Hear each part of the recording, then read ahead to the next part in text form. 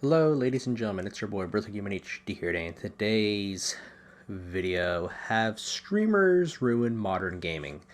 And the reason why the reason why I'm making this video is because I remember watching a video from J Bowen the Man, and he ended up stating later in his video that he was concerned about what the streamers could do when it comes to having a influence on a game like Arc Raiders.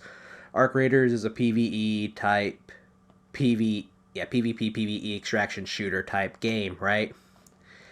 And apparently when you have streamers like in this type of era of gaming, like Nick Mercs, Tim the Tatman, just to name those two off the top of my head, they have a lot of influence within the gaming scene. They have a lot of popularity revolving around them. They get flown out to events, they get paid these big bucks. And to them, it's just a paycheck. They really do not give a shit about the game that the developers are putting out, the game that they are, quote unquote, advertising. And that's a thing. Like, sure, you got people like Nick Mercs and Tim, being flown out to these events like the Battlefield 6 early reveal play event before the game even launched. And that's the thing, when you start bringing these bigger streamers into the light of the game, and eventually when the game launches, they think to themselves like the game should revolve around me and me alone. Like for it's like FaZe Swag when he was playing Battlefield 6 when the game came out. He pretty much said it's like the game should have faster movement. And I'm like, okay, no, Battlefield 6 is going to be Battlefield. It's not going to have that fast paced movement like it did in the beta. And where's FaZe Swag now? He's playing the shit out of Black Ops 7 right now, apparently. Where's he at with Battlefield 6? Nowhere. Because he don't give a shit about the game. All he just cared about was that bag of money and just went back to play Call of Duty. That's all he freaking did. And that's a problem with these streamers. These streamers have a lot of influence within the gaming space because of their name and recognition alone. And when you have people like that wanting developers like Embark Studio to change the game, for Arc Raiders, for instance, saying like, oh, the game doesn't have enough content, the game is stale, dry, and repetitive, there's really nothing to do within the game.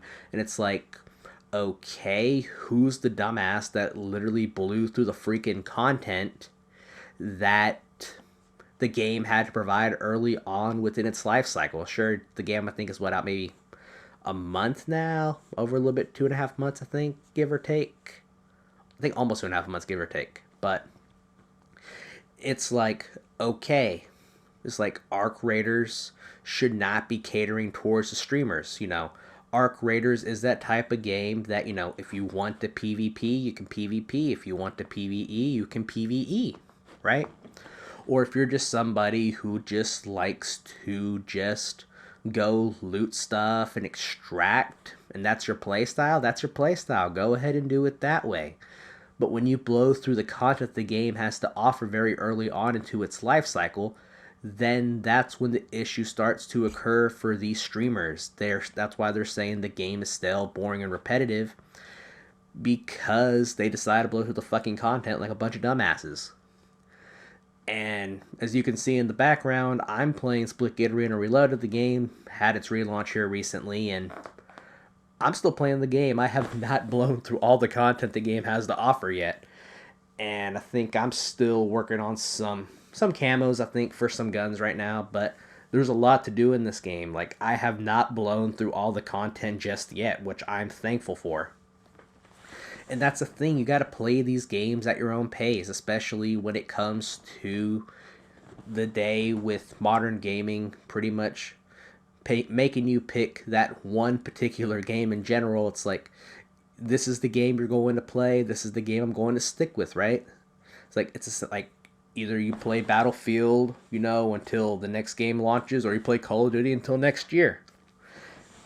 Or you go off and play a single player game, which that won't last you very long, depending on how many times you replay the story. But these streamers just have a big head because at the end of the day, it's like I said earlier in the video, they got that name recognition, they got that fame and publicity from becoming what they are today early on, and now that they're so big for their britches half the damn time, they just think the world revolves around them. The game revolves around them. The game should cater towards them. And it's like, no, the game should not cater towards you because not everybody out there who plays Arc Raiders is going to blow through the content within 12 hours in 7 days a week because normal Joes like me and many others who watch this video, y'all have a 9 to 5. You work 12s, 10s, 8s, and you'll get this term if you work for long periods of time. You understand this. You understand this meaning, but these streamers got to understand that we don't have the luxury they do. We don't have the that's how I say, yeah, the luxury that they have. We're out here busting our asses 12 hours a day, 6, 7 days a week, and we're probably making what, maybe 15,000, maybe more every bi-weekly, maybe a little bit less if you work weekly, depending on how many hours you work. It's like shit. It's like when it comes to streamers and streaming. Look, I understand. Some people do it as a hobby. Some people do it as a full-time job.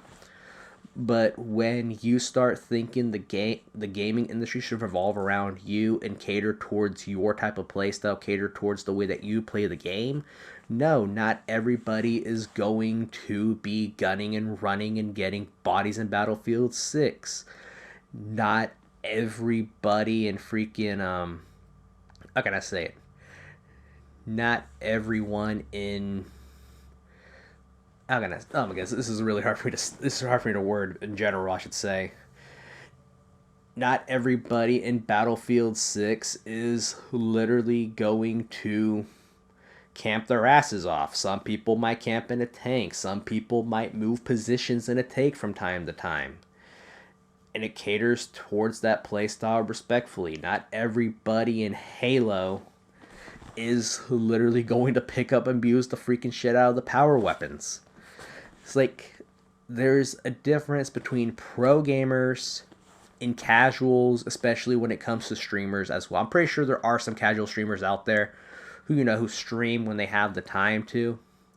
But at the end of the day, us casual guys, we just want to come home, play a game, watch a movie, drink a beer, do whatever, right?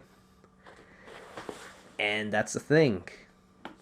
Streamers are something that have ruined modern gaming, and they have been for many years.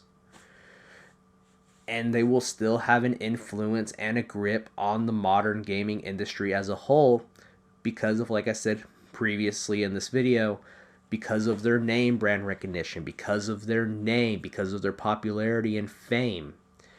They've gotten where they are today because of the shit that they have done in order to get up there to the top.